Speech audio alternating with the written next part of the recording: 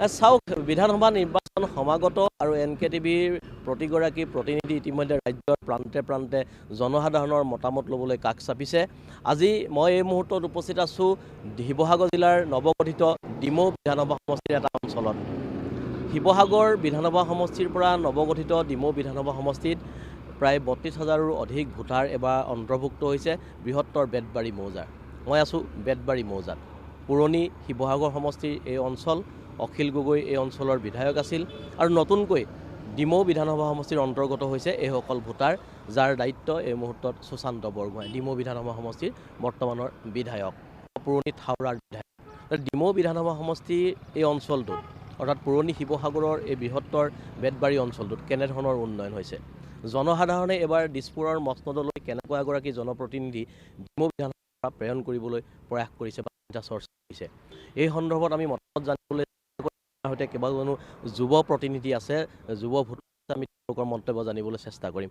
ইতিমধ্যে এই অঞ্চলটো, এই বেতবাৰী শুকানপুখুৰী এই বৃহৎ অঞ্চলটো এই নতুনকৈ ডিমৌ বিধানসভা সমষ্টিৰ অন্তৰ্ভুক্ত হৈছে আৰু যোৱা বিধানসভা যিটো কাৰ্যকাল 5 বছৰীয়া, এই কাৰ্যকালত ই আছিল পুৰণি শিৱসাগৰ সমষ্টিৰ অন্তৰ্গত আৰু ইয়াৰ বিধায়ক আছিল অখিল গগৈ। যোৱা সময়খিনিত যিহেতু তেওঁৰে দায়িত্ব আছিল ইয়াত, এই সমষ্টিটোত উন্নয়নমূলক কাম কাজ কেনেধৰণৰ হৈছে? যোৱা সময়খিনিত ইয়াত উন্নয়ন একেবাৰে নাই হোৱা বুলি ক'লে ভুল নহয়, কাৰণ তেখেতে সম্পূৰ্ণৰূপে পিঠি দি থাকিলে। কিন্তু বৰ্তমানে বিধায়কজনৰ অধীনলৈ অহাৰ পিছতে কিন্তু আমি উন্নয়নৰ গতিধাৰা কিছু ভালকৈ দেখিবলৈ পাইছোঁ। বাট পথবিলাকৰ মেৰামতি, গাঁৱৰ ভিতৰৰ যিবিলাক অঞ্চল অতি বেয়া অৱস্থাত আছিলে, সেই পথবিলাক ইতিমধ্যে তেখেতে বিভিন্ন আঁচনিৰ দ্বাৰা পকীকৰণেই হওক অথবা শিলগুটি পেলাই হওক যাতায়াতৰ সুব্যৱস্থা কৰিছে আৰু অন্যান্য উন্নয়নমূলক কাম কাজত পূৰ্বৰ বিধায়কজনতকৈ আমি বহুত কিন্তু তেখেতক আমি কৰ্মদক্ষ হিচাপে স্বীকাৰ কৰোঁ। ইয়াতে কেইবাটাও পথৰ অভিযোগ আছে, জনসাধাৰণৰ অভিযোগ আছে যে পথ ইয়াত আঁচনি অনুসৰি টকা বণ্টন দিয়া হ'ল, পথ নিৰ্মাণ কৰা হ'ল, কিন্তু এতিয়াও ছাইড বাম নাই বহুকেইটা পথৰ। ঠিকাদাৰ বা কোনোবাই ধন আত্মসাৎ কৰা এনেধৰণৰ অভিযোগ আছে স্থানীয় জনসাধাৰণৰ। নাই, এইটো হয়। সেই পথকেইটা, যিকেইটা পথৰ কথা কৈছে, সেইকেইটা তেতিয়াৰ বিধায়কজনৰ দিনতেই চেংচন হৈ যোৱা আৰু সেই বিধায়কজনৰ নিজেই তেখেতে কেনেধৰণে কামবিলাক আগবঢ়াইছিলে তেওঁ নিজেই সেইবিলাক চকু দিছিলেই। 2-এটা ৰাস্তা দিছিলে আৰু বৰ্তমান সেইকেইটা ৰাস্তা ছাইড বাম দিয়া নহ'ল। আপুনি গাৰ কাষতে দ খাৱৈ। আমি এতিয়া ইতিমধ্যে কৈছোঁ যে তাৰ এটা ব্যৱস্থা কৰিব লাগে, যে জনসাধাৰণে তাৰ যাতে ভয়ত থাকিব নালাগে, কিবা দুৰ্ঘটনা নোহোৱাৰ আগতে তাৰ ব্যৱস্থা কৰিবলৈ আমি নতুন যি বিধানসভা সমষ্টি, ডিমৌ বিধানসভা সমষ্টি, এইবাৰ জনপ্ৰতিনিধি হিচাপে কোন নিৰ্বাচিত হোৱাটো বিচাৰিব? বৰ্তমানটো নিৰ্বাচিত এতিয়া প্ৰতিনিধিসকলৰ মাজত এতিয়াতো টিকট ঘোষণা হোৱাই নাই।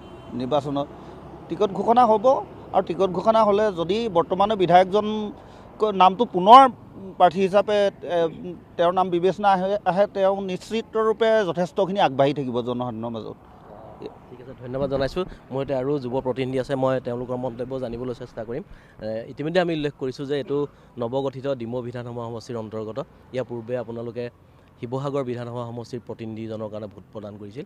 এইবাৰ নতুন এটা বিধানসভা সমষ্টি, নতুন এগৰাকী জনপ্ৰতিনিধি নিৰ্বাচিত কৰাৰ সুবিধা লাভ কৰিছে।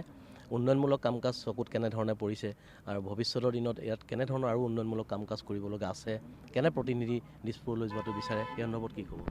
হয়, আচলতে এতিয়া আমি যিজন প্ৰতিনিধি উপহাৰ হিচাপে পাইছোঁ ডিমৌ সমষ্টি, নৱগঠিত ডিমৌ সমষ্টিত, আচলতে তেওঁ কথাৰে নহয় কামেৰে পৰিচয় দাঙি ধৰা এজন জনপ্ৰতিনিধি আৰু তেওঁ পুনৰবাৰ এই ডিমৌ বিধানসভা সমষ্টিৰ পৰা প্ৰাৰ্থিত্ব বিচাৰিছে আৰু তেওঁ প্ৰাৰ্থী হিচাপে আহিলে আমি ভাবোঁ যে যি নতুনকৈ 4খন পঞ্চায়ত আমাৰ ডিমৌ সমষ্টিত নতুনকৈ সংযোগ হৈছে, সেই পঞ্চায়তকেইখনৰ যথেষ্ট উন্নয়ন সাধন হ'ব।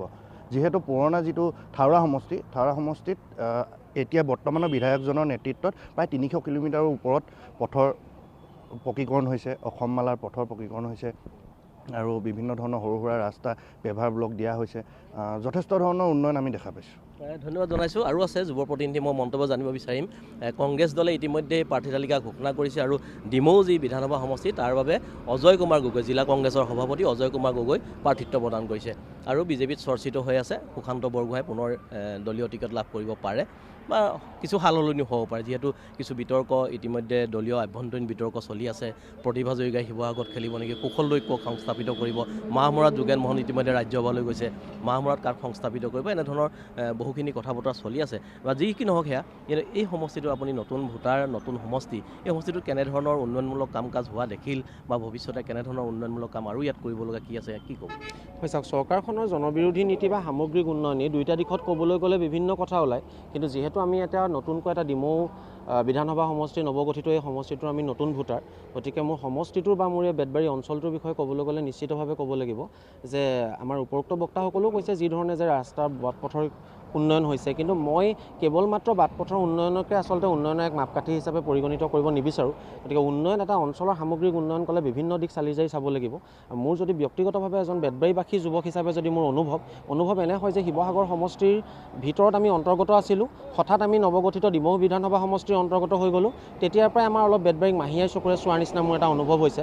গতিকে বৰ্তমান নৱগঠিত ডিমৌ বিধানসভা সমষ্টিৰ যিসকল বিধানসভাৰ প্ৰাৰ্থী আছে সকলোকে মই স্বাগতম জনাইছোঁ যে বেতবাৰীখন এবাৰ আপোনালোকে আহি এবাৰ চাওক, আৰু ইয়াত উন্নয়নৰ কাৰণে বিভিন্ন থল আছে, বিভিন্ন দিশত কাম কৰিব লগা আছে। মই এতিয়াও অনুভৱ কৰোঁ যে বেতবাৰীখনক অলপ হ'লেও শিৱসাগৰৰ পৰা এটা এৰ খাই অহা অঞ্চল হিচাপে আৰু ডিমৌত নতুনকৈ সোমোৱা এটা অঞ্চল হিচাপে এতিয়াও বিভিন্ন উন্নয়নৰ দিশ থাকি গৈছে। গতিকে মই আশা ৰাখিম যে পৰৱৰ্তী যিজন বিধায়ক হ'ব, পৰৱৰ্তী যিখন চৰকাৰ হ'ব, তেওঁলোকে আমাৰ এই অঞ্চলটোক, এই মৌজাটোক অলপ গুৰুত্ব প্ৰদান কৰিব। ধন্যবাদ জ্ঞাপন কৰিছোঁ। এই মুহূৰ্তত আমি এই শুকানপুখুৰীতে আমি এগৰাকী বিজেপিৰ যুৱ নেতা, জিলা সমিতিৰ সভাপতি, বিজেপিৰ যুৱ মৰ্চাৰ জিলা সভাপতি সমীৰণ বৰদলৈক আমি প্ৰত্যক্ষ কৰিছোঁ। আমি তেওঁৰ মতে আপোনাক হঠাৎ লগ পালোঁ। যি কি নহওক, আমি নিৰ্বাচনী বা বতৰা সংগ্ৰহ কৰি আছোঁ।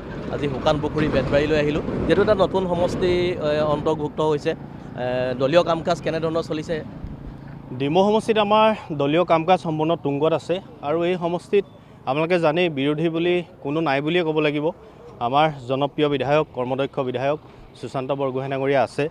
ইতিমধ্যে আমাৰ এই অঞ্চলটো যিহেতু 5খন পঞ্চায়ত, মই বেতবাৰীৰ বাসিন্দা, আমাৰ খেলুৱা মণ্ডল ডিমৌ সমষ্টিত নতুনকৈ অন্তৰ্ভুক্ত হৈছে, আৰু আমি সুশান্ত বৰগোহাঁই ডাঙৰীয়াক বিধায়ক হিচাপে উপহাৰ হিচাপে বিধায়কজন পাইছিলোঁ। আৰু ইয়াতে আপোনালোকে দেখিছে মেডিকেল কলেজ হৈছে, শিৱসাগৰ মেডিকেল কলেজ ডিমৌ সমষ্টিত হৈছে, ডিমৌ ৰাইজচাই ক্ৰীড়া প্ৰকল্প হৈছে, ইয়াতে আপোনাৰ কেঞ্চাৰ হস্পিটেলখন হৈছে। ডিমৌত উন্নয়নে এনেকুৱাই গতি লাভ কৰিছে, ডিমৌত আপোনাৰ এতিয়া ৰাস্তা পদূলি আমি কেঁচা ৰাস্তা দেখিবলৈ হয়তো নায়েই, খেলুৱা মণ্ডলত কিছু দুই এটা ৰাস্তা বাকী আছে, আৰু পৰৱৰ্তী সময়ত নিশ্চয় সেইখিনিও হৈ যাব। সেইবাবে ডিমৌ সমষ্টিৰ ৰাইজে ইয়াত কোনো বেলেগ প্ৰাৰ্থীৰ কথা নাহেই, সুশান্ত বৰগোহাঁই ডাঙৰীয়া ইয়াৰ পৰা বিপুল ভোটত বিজয়ী হ'ব।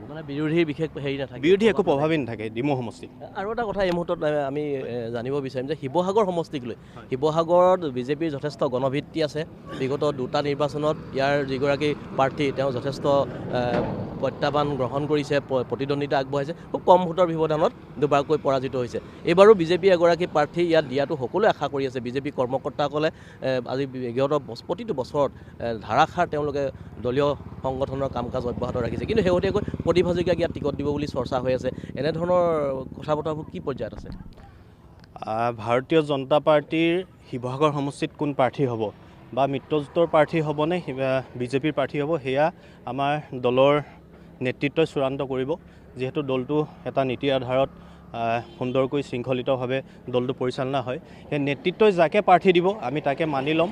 আৰু আমি ভাৰতীয় জনতা পাৰ্টীৰ এগৰাকী কাৰ্যকৰ্তা হিচাপে আমি নিশ্চিতভাৱে ভাৰতীয় জনতা পাৰ্টীৰ এগৰাকী প্ৰাৰ্থী দিয়াটো আমি বিচাৰিম। হ'লেও পৰৱৰ্তী পৰ্যায়ত দলে যেনেকৈ সিদ্ধান্ত ল'ব আমি দলৰ সিদ্ধান্তত আমি কাম কৰিবলৈ প্ৰস্তুত হৈ আছোঁ। ধন্যবাদ জ্ঞাপন কৰিছোঁ। এয়া আছিল শিৱসাগৰ জিলাৰ ডিমৌ বিধানসভা সমষ্টি, নৱগঠিত ডিমৌ বিধানসভা সমষ্টিৰ অন্তৰ্গত কেইবাগৰাকীও যুৱ ভোটাৰৰ মন্তব্য মিশ্ৰিত প্ৰতিক্ৰিয়া। আৰু আমি লগ পালোঁ জিলা যুৱ মৰ্চাৰ সভাপতিগৰাকীকো। ইতিমধ্যে শিৱসাগৰ বিধানসভা সমষ্টিক লৈ যি চৰ্চা চলি আছে, মিত্ৰজোঁটৰ তথা অগপ প্ৰাৰ্থী প্ৰতিভা জয়িকাক ইয়াত টিকট প্ৰদান কৰা হ'ব নেকি, এই সন্দৰ্ভতো তেওঁৰ মন্তব্য প্ৰকাশ কৰিছে। দলীয় নীতি নিৰ্দেশনা অনুসৰি পৰৱৰ্তী যি সমাগত যি বিধানসভা নিৰ্বাচন, এই নিৰ্বাচনত বিজেপিৰ কাৰ্যকৰ্তাসকলে অংশগ্ৰহণ কৰিব বুলি প্ৰকাশ কৰিছে। সি যি কি নহওক, নিৰ্বাচনলৈ মাত্ৰ কেইটামান দিন আছে, প্ৰাৰ্থী ঘোষণা কৰিব। প্ৰাৰ্থী ঘোষণা কৰাৰ পিছতে আৰু জোৰদাৰ হ'ব নিৰ্বাচনী বতাহ।